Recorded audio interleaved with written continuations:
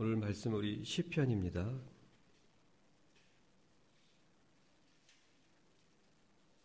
시편 4편 1절부터 8절까지 같이 읽습니다. 내 의의 하나님이여 내가 부를 때에 응답하소서. 곤란 중에 나를 너그럽게 하셨사오니 나를 긍휼히 여기사 나의 기도를 들으소서. 인생들아 어느 때까지 나의 영광을 변하여 욕되게 하며 허사를 좋아하고 괴휴를 구하겠는고. 셀라. 여호와께서 자기를 위하여 경건한 자를 택하신 줄 너희가 알지어다. 내가 부를 때에 여호와께서 들으시리로다. 너희는 떨며 범죄치 말지어다. 자리에 누워 심중에 말하고 잠잠할지어다. 셀라. 의의 제사를 드리고 여호와를 의뢰할지어다. 여러 사람의 말이 우리에게 선을 보일 자 누구뇨 하오니 여호와여 주의 얼굴을 들어 우리에게 비추소서. 주께서 내 마음에 두신 기쁨은 저희의 곡식과 새 포도주의 풍성할 때보다 더하니이다. 내가 평안히 눕고 자기도 하리니 나를 안전히 거하게 하시는 이는 오직 여호와시니이다. 아멘. 계속 시편 4편으로 말씀을 전하게 됐습니다. 말씀을 묵상하면 묵상할수록 정말 이 말씀은 마치 곰탕 같다. 소뼈를 우려내면 우려낼수록 국물이 진해지고 그리고 아주 깊은 맛을 내죠. 그런 것처럼 말씀을 묵상하고 그리고 말씀으로 살기 위해서 정말 몸부림치면 삶에 깊은 그 맛이 납니다. 그리고 그 삶에 아주 깊은 향이 납니다. 예수의 모습입니다. 예수의 성품이죠. 사람들은 자신의 그 지식으로 삽니다. 그리고 자신이 갖고 있는 그리고 교육되어진 그 논리를 가지고 또한 삽니다. 결국 그것이 그 사람의 삶의 기준이 됩니다.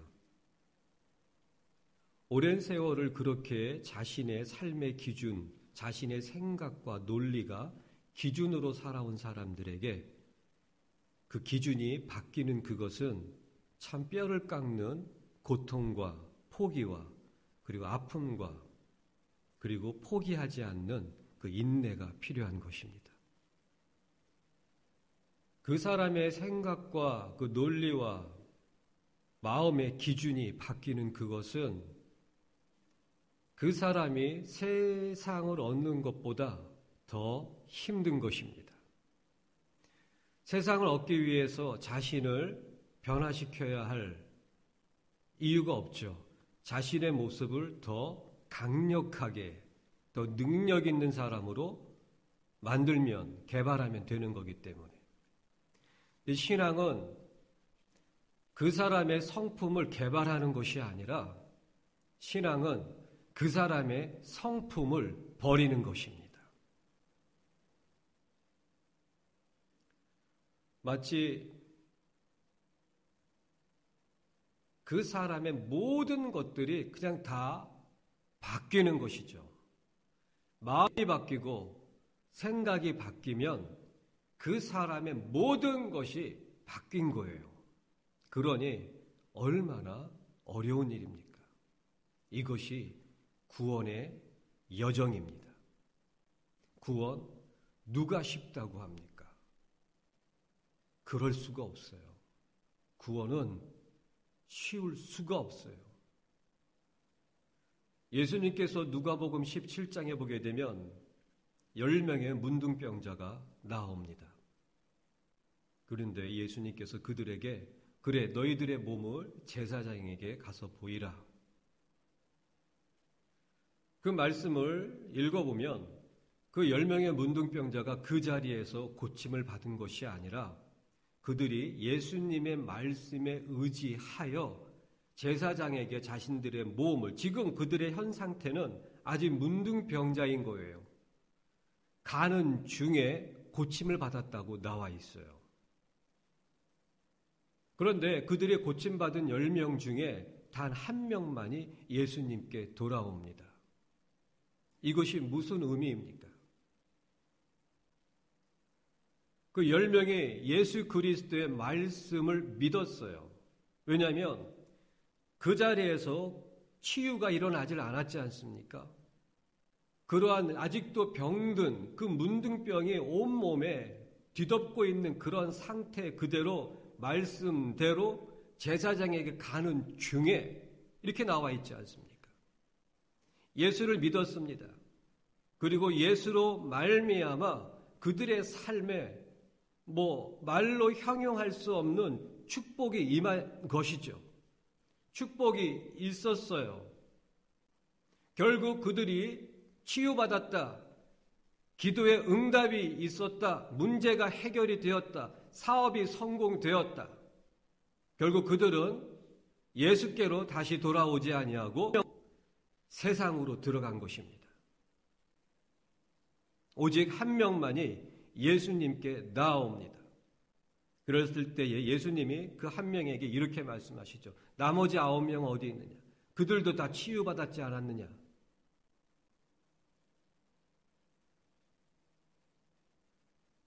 문제가 해결되면 세상으로 돌아가는 거예요. 질병이 치유받으면 세상으로 돌아가는 거예요. 그동안 몸이 아파서 누리지 못했던 그런 세상적인 기쁨과 즐거움을 이제는 만끽하기 위해서 세상으로 돌아갑니다. 그 문둥병자, 9명의 문둥병자의 모습이 그런 모습인 거예요. 문둥병자로서 마을에 들어갈 수도 없었어요. 마을에 들어가면 돌팔매질을 당하고, 그런데 이제 깨끗하게 치유됐어요. 너무 신난 거예요. 야, 나머지 9명끼리 우리 이렇게 치유받았으니까 이것을 기념하기 위해서 축배 한 잔 들러 가자. 마시러 가는 거예요. 부어라, 들어라, 마시고. 그러면 술로 시작했으면 술로 끝나겠습니까? 아니죠. 그동안의 문둥병 때문에 그런 육체적인 쾌락을 누리지 못했으니까 자, 우리가 그동안 억눌렀던 이 육체적인 쾌락을 다 누리러 갑시다. 그것이 예수를 믿어도 예수가 없는 사람들의 모습인 것입니다. 예수를 믿는데 예수가 있는 사람들은 결국 예수가 보이고, 예수를 믿는데 예수가 없는 사람은 세상에 보이는 거예요. 오늘 본문 말씀해 보게 되면 4절에 이런 말씀이 있죠. 너희는 떨며 범죄치 말지어다. 너희는 떨며 범죄치 말지어다. 죄를 범하는 것을 두려워하고 떨라고 말씀하고 계시는 거예요. 그런데 지금 이 시대에 죄 짓는 거 무서워하는 사람 있습니까? 예수가 없는 사람들, 아니 그냥 예수를 믿지 않는 사람들, 교회도 안 다니고 그냥 이 세상에서 자기 마음대로 사는 사람들, 죄 짓는 거 두려워하는 사람이 있습니까? 남들 뒤에서 욕하고 없는 얘기 험담하고 이러는 거 두려워하는 사람이 있습니까? 재미있어 하죠. 그리고 직장 내라든지 여러 그런 모임 속에서 자기의 남편과 자기의 부인이 있음에도 불구하고 서로 눈이 맞아가지고 짝짝꿍이 돼가지고 놀러 다니고 이상한 데 다니고 결국 육체적인 그런 관계까지 가고, 그런 것을 두려워하는 사람이 있습니까? 재미있어 하죠.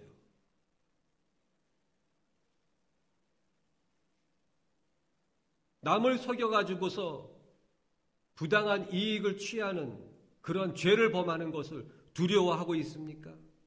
아니죠. 조금만 더 머리를 썼으면 더 많이 뽑아낼 수 있었는데. 재미있어 하죠. 기뻐하죠. 잠언 4장에는 아주 무서운 말씀이 있어요. 저희는 죄를 범하지 못하면 잠을 자지 못하고 사람을 넘어뜨리지 않으면 잠이 오지 않는도다. 이런 사람들이 있었단 말입니다. 솔로몬 왕이 이 세상을 살펴보니까 정말 이 세상에 그 사람들, 악한 자들이 사람을 넘어뜨리지 않으면 잠이 오지 않는 사람들이 있는 거예요.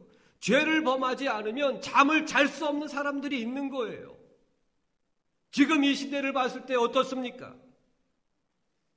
제가 보기에는 솔로몬이 얘기했던 그 모습의 사람들이 지금 이 세상에 수두룩해요. 이 세상의 대부분의 사람들이 그런 모습입니다. 술 먹지 않으면 잠이 오지 않는다는 사람들, 밖에 나가서 뭔가 진탕 놀지 않으면 잠이 오지 않는 사람들, 인터넷에서 그런 더럽고 추악한 그런 포르노 같은 것을 보면서 육체적인 즐거움을, 자극을 받지 않으면 잠이 오지 않는 사람들. 그런데 더 큰 문제는 교회 안에 그 모습이 그대로 있다고 하는 것입니다. 교회 안에도 세상 모습이 그대로 있는 거예요. 세상이 교회인지 교회가 세상인지 별로 구분이 안 돼요.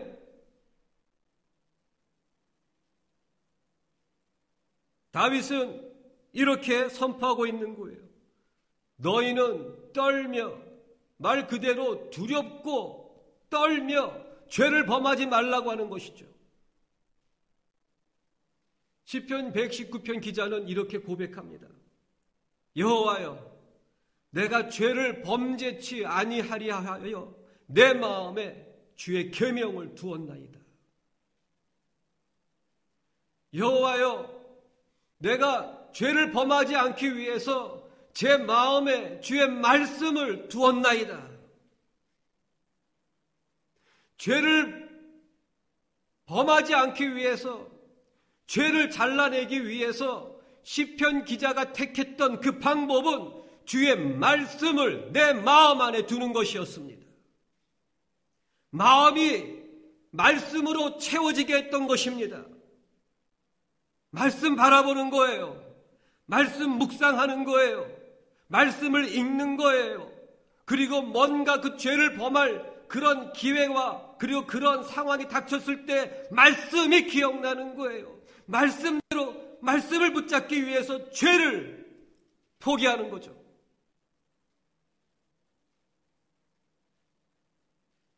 창세기 4장 말씀해 보게 되면 참 슬픈 일이죠. 카인이 나옵니다. 카인이 아벨을 죽이죠. 그런데 하나님께서 이 카인이 아벨을 죽이기 전에 말씀을 주십니다. 카인아, 사람이 선을 행치 아니하면 죄가 문에 엎드리느니라. 죄의 소원은 너에게 있지만 너는 죄를 다스릴지니라. 여호와 하나님께서 카인에게 그러한 죄를 범하기 전에 말씀을 주십니다. 사람이 선을 행치 아니하면 죄가 문 앞에 엎드리느니라. 죄의 소원은 너에게 있지만 너는 죄를 다스릴지니라. 말씀을 주신 거예요. 그 시편 기자가 죄를 범하지 않기 위해서 내 마음에 여호와의 말씀을 두었나이다. 말씀 붙잡고 죄를 붙잡지 않기 위해서. 카인은 결국에는 그 말씀을 붙잡지 않습니다. 자기의 그 분노, 미움, 시기, 질투, 그리고 결국에는 아벨을 죽이는 거예요. 말씀을 주셨지만 말씀 붙잡지 않으면 결국에는 세상을 붙잡고 있는 거예요. 자기의 욕심을 붙잡고 있는 거예요. 하나님이 두렵지 않습니까? 죄를 범하는 것이 두렵지 않습니까? 좀 불편한 정도입니까? 마음이 좀 껄끄러운 정도입니까? 그런 사람에게 어떻게 예수가 있고 진리가 있고 구원이 있을 수 있겠습니까? 할지 못할지 다 해가면서 결국에는 교회 와가지고 주여 용서하소서. 그리고 다시 또 세상 나가면 또 할지 못할지 지 마음대로 지 욕심대로 다 살고서는 또 주님 앞에서는 주님 눈물을 흘리며 용서하소서.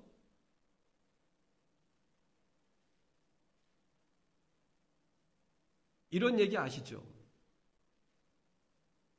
무슨 얘기가 있냐면 그렇게 눈물을 흘리며 주여 용서하시옵소서 하는 이런 사람들이 슬픈 드라마를 보면 눈물을 더 많이 흘립니다. 그게 무엇입니까? 자기 감정에 충실한 사람들. 진리에 충실한 것이 아니고 자기 감정에 충실한 사람들. 결국 자기 성품이 주인이고 자기 성품과 자기 생각과 자기 욕심에 충실한 사람들. 그런 사람들은 예수 앞에서도 눈물을 흘리지만 슬픈 드라마를 보면 눈물을 더 많이 흘리는 사람들. 결국 자기 생각과 자기 감정과 자기 욕심과 자기 성품에 아주 매우 충성된 사람들. 자기에게 충실한 사람들, 자기 삶에 충실한 사람들, 그 사람들에게 진리는 신앙, 기독교, 자기를 좀 치장하는 액세서리 중에 하나인 거예요. 십자가 목에 걸고 다니죠. 하지만 자기의 삶을, 자기의 성품을 십자가에는 걸지 않습니다.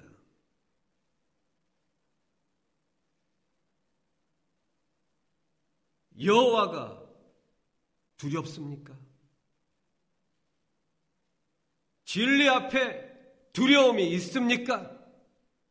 죄를 범하는 것이 두렵습니까? 마땅히 그래야 하는 거예요.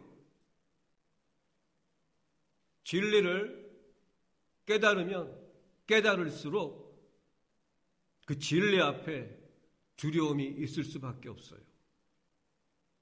영원히 있을 수밖에 없어요. 그 여호와 앞에, 진리 앞에 두려움을 잃어버리는 그 순간 바로 그 루시퍼는 타락한 천사가 되는 거예요. 어디에서? 천국에서, 하나님 나라에서 타락한 그 존재가 루시퍼 아닙니까? 하나님을 향한 두려움, 진리를 향한 두려움, 그것을 잃어버리는 순간 사람은 죄를 범하는 거예요. 천국 가서도 하나님을 두려워하게 됩니다. 이렇게 얘기를 하면 이상한 얘기처럼 듣습니다. 천국 가서도 그 믿음을 지켜야 됩니다. 이렇게 얘기하면 이상하게 생각을 합니다. 그것이 복음인데, 그것이 진리 그대로인데, 진리 그대로를 들었을 때에 자기의 생각과 좀 어긋나면 이상하게 생각합니다. 예수님께서 요한복음 8장에 이렇게 말씀하고 계시죠. 내가 진리를 말함으로 너희가 믿지 아니하는도다. 그런 거예요. 예수를 믿는데 예수가 없는 사람들은 예수께서 하신 말씀 그대로 얘기하면 믿질 않아요. 왜입니까? 진리이기 때문에. 그들에게는 진리가 없기 때문에 진리가 없는 성품과 진리가 없는 생각이 기준이기 때문에 진리 그대로 비춰주면 믿질 않는 거예요. 마치 어린아이들이 불량식품을 좋아하잖아요. 그저 입에만 맛있으면 좋아하잖아요. 건강이 나빠지고 그리고 그 식습관이 나빠지는 거 신경 안 쓰잖아요.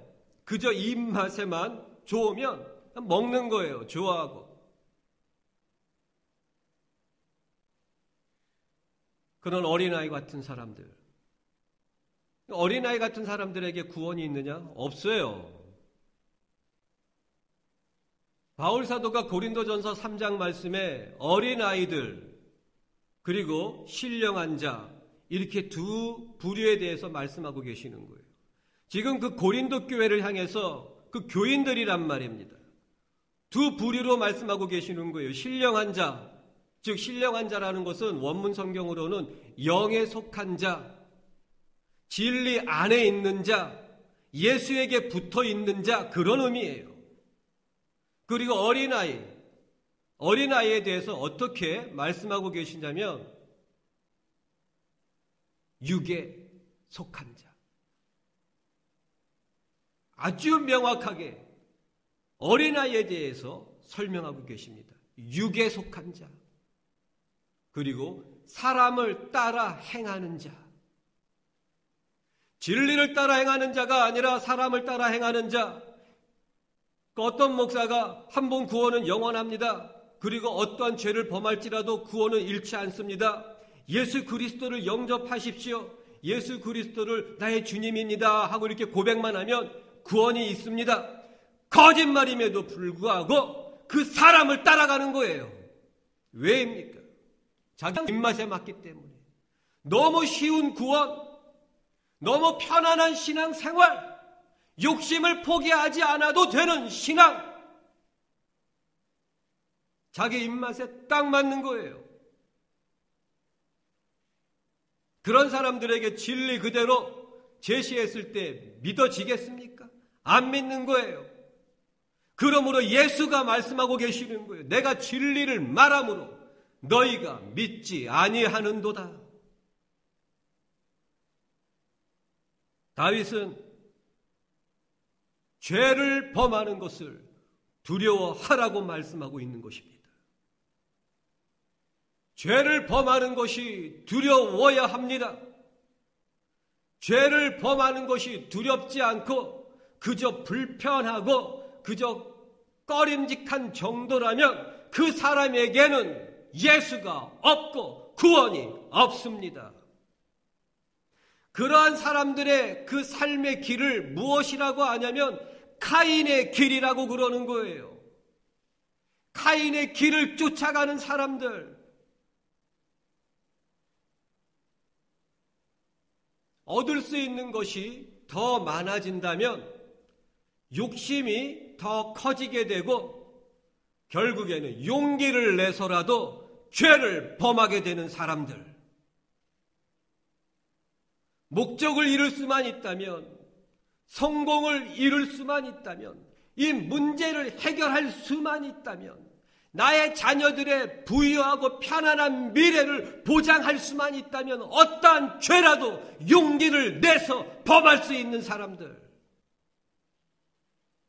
그런 사람들이 세상뿐만 아니라 세상에는 대부분 다 그래요. 교회 안에도 널널합니다.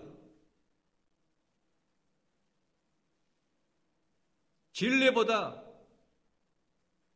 자신의 성취, 순종보다 자신의 목적이 더 중요한 것입니다. 순종이 목적이 되어야 합니다. 순종이 우리의 성취가 되어야 합니다.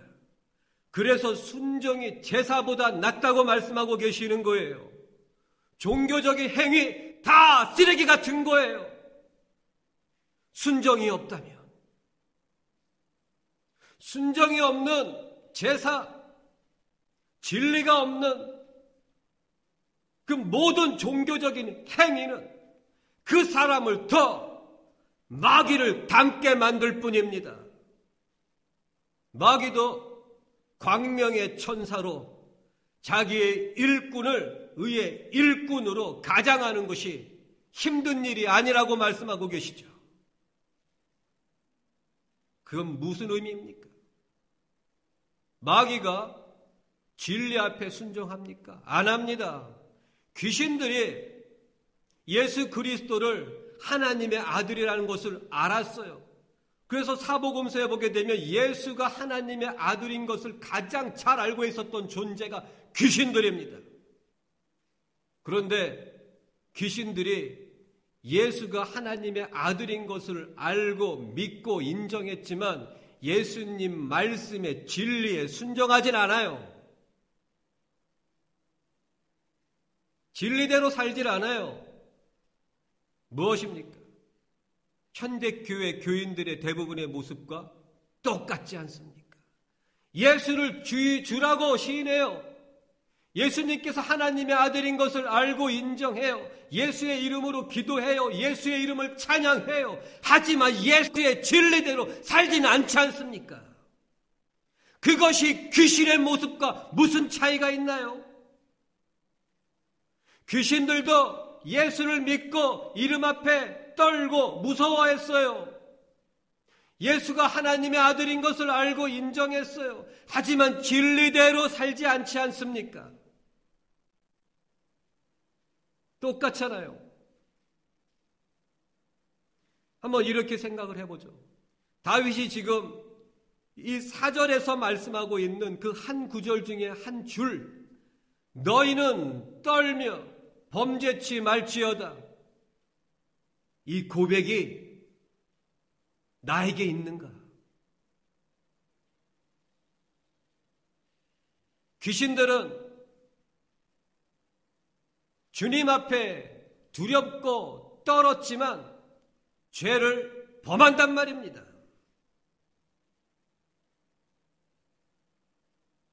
현대교회에 적지 않은 자들이 예수를 믿고 높이고 노래하고 기도하고 하지만 예배도 드리고 하지만 결국 죄를 범하는 거예요.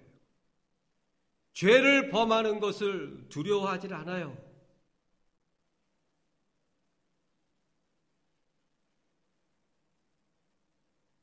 그런 사람들의 그 기도의 내용을 들어보면 이런 것 투성이에요. 그러한 자들, 예수를 믿는다고 하면서도 이 세상에서 죄를 범하는 것을 두려워하지 않고 그저 그냥 마음이 불편한 정도, 좀 껄끄러운 정도, 그런 사람들의 그 기도의 내용을 보게 되면 대부분 이런 것들이에요. 주님, 그래도 제가 주님 사랑하는 거 아시죠? 주님, 제가 그래도 주님 사랑하는 거 아시죠? 하나님, 제가 그래도 하나님 사랑하는 거 아시죠? 그런데 예수님은 이렇게 말씀하시죠. 불법을 행하는 자들이여, 내게서 떠나가라. 내가 너희를 도무지 알지 못하는도다.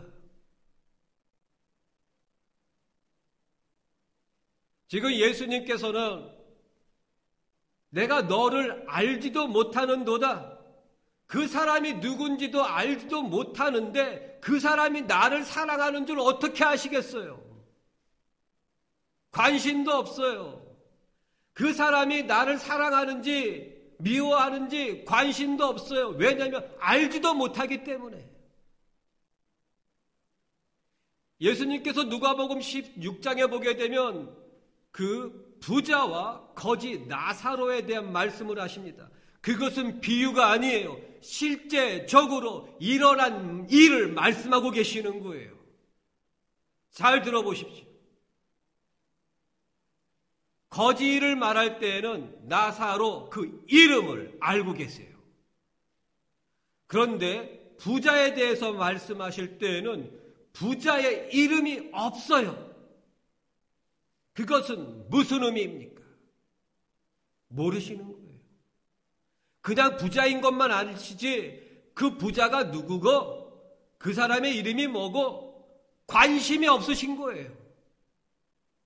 오직 예수님께서 그 말씀을 하신 것은 이 거지 나사로에 대해서 관심을 갖고 말씀하고 계시는 거예요.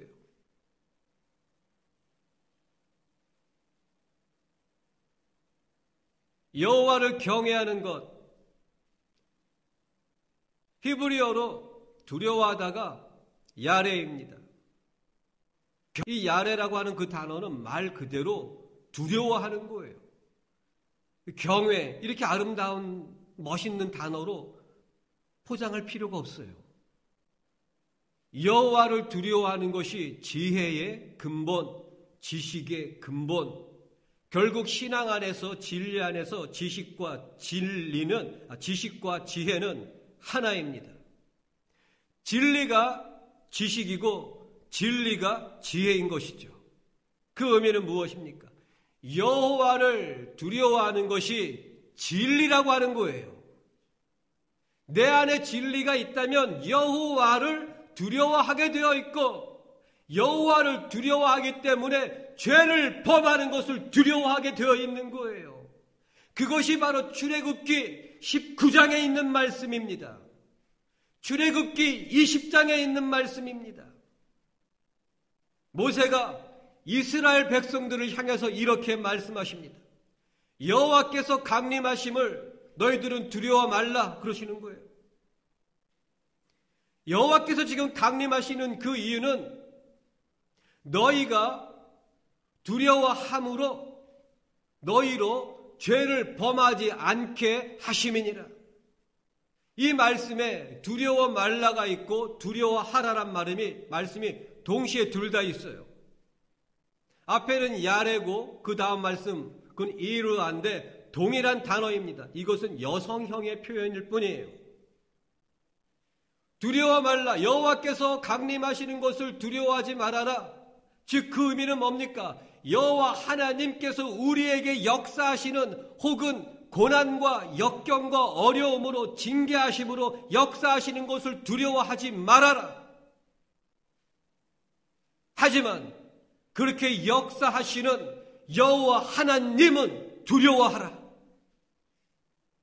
그 이유는 무엇이냐면 너희로 죄를 범하지 않게 하심이니라. 여호와를 두려워함으로 너희로 죄를 범하지 않게 하심이니라. 하나님의 관심의 온통 그것은 무엇입니까? 우리를 죄로부터 분리시키는 것입니다. 우리를 이 세상으로부터 정결케 하는 것입니다. 신랑인 예수가 신부인 우리로부터 원하는 게 무엇입니까? 일 잘하는 신부? 아니에요. 그분께는 일꾼이 무한하게 있어요. 일 잘하는 일꾼들이 그분께는 좀 무한하게 있어요. 신랑이신 예수가 신부로부터 원하는 게 무엇이겠습니까? 깨끗한 거예요. 정결한 것입니다. 순결한 걸 원하는 거예요. 여호와를 두려워함으로 죄를 범하는 것을 두려워함으로 죄를 잘라버리는 것, 그것이 순결함입니다. 그것이 순결함입니다.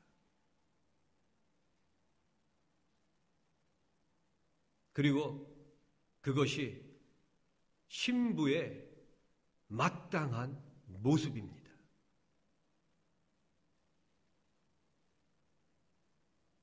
여기까지 하도록 하겠습니다. 기도하겠습니다.